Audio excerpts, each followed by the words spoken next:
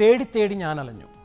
1975 ശശികുമാർ സംവിധാനം ചെയ്ത സിന്ധു എന്ന ചിത്രത്തിലാണ് MK അർജുനൻ, ശ്രീകുമാരൻ തമ്പി, വാണി ജയറാം ടീമിൻ്റെ ഈ മനോഹര ഗാനം നമ്മൾ കേൾക്കുന്നത്.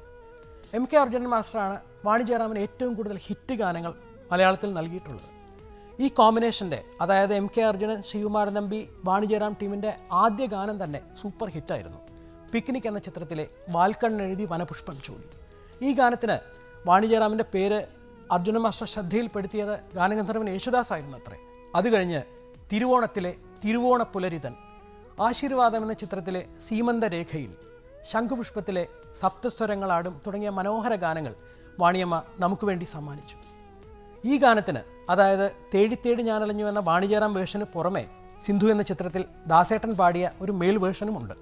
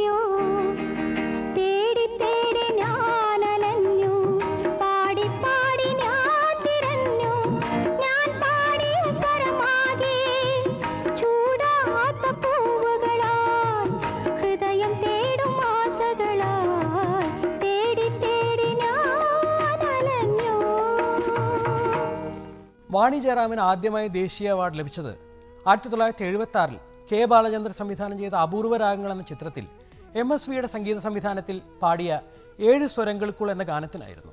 പിന്നീട് 1980 ശങ്കരാഭരണത്തിനും 1992 സ്വാതികിരണം എന്ന ചിത്രത്തിനും മികച്ച ഗായികയ്ക്കുള്ള ദേശീയ അവാർഡ് വാണിയമ്മയ്ക്ക് ലഭിച്ചു.